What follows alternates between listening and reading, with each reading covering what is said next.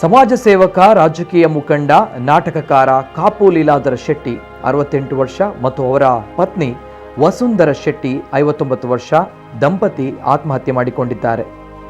ಉಡುಪಿಯ ಕಾಪುವಿನಲ್ಲಿ ಮಂಗಳವಾರ ರಾತ್ರಿ ಈ ಘಟನೆ ನಡೆದಿದೆ. ದಂಪತಿಯ ದೇಹ ಕಾಪುಪೇಟೆಯಲ್ಲಿರುವ ಅವರ ನಿವಾಸದಲ್ಲಿ ನೇಣು ಬಿಗಿದ ಸ್ಥಿತಿಯಲ್ಲಿ ಪತ್ತೆಯಾಗಿವೆ. ಇವರಿಬ್ಬರು ಮಂಗಳವಾರ ರಾತ್ರಿ ತಮ್ಮ ಮನೆಯಲ್ಲಿ ಆತ್ಮಹತ್ಯೆ ಮಾಡಿಕೊಂಡಿದ್ದಾರೆ ಎಂದು ವರದಿಯಾಗಿದೆ. ಇನ್ನು ಲೀಲಾಧರ ಶೆಟ್ಟಿಯವರು ಕಾಪುವಿನಲ್ಲಿ ರಂಗತರಂಗ ಎಂಬ ನಾಟಕ ಸಂಸ್ಥೆಯನ್ನ ಹುಟ್ಟು ಹಾಕಿದ್ರು.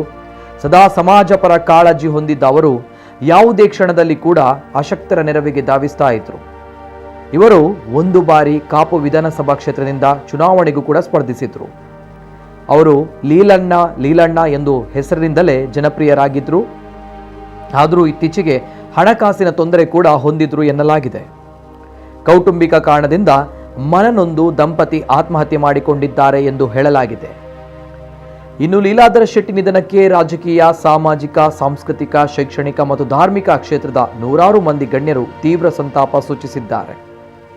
ಇನ್ನು ಕಾಪು ಪರಿಸರದಲ್ಲಿನ ವ್ಯಾಪಾರಿಗಳು ತಮ್ಮ ಅಂಗಡಿ ಮುಂಗಟ್ಟುಗಳನ್ನ ಮುಚ್ಚಿ ಲೀಲಾಧರ ಶೆಟ್ಟಿ ನಿಧನಕ್ಕೆ ಸಂತಾಪ ಸೂಚಿಸಿದ್ದಾರೆ.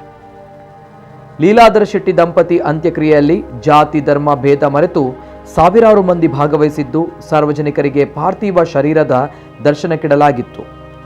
ನಾಟಕ ರಂಗದ ಸಾಮಾಜಿಕ ನೇತಾರರು, ರಾಜಕೀಯ ಗಣ್ಯರು ಸೇರಿ ನೂರಾರು ಮಂದಿ ಅಂತಿಮ ಯಾತ್ರೆಯಲ್ಲಿ ಭಾಗವಹಿಸಿದ್ರು.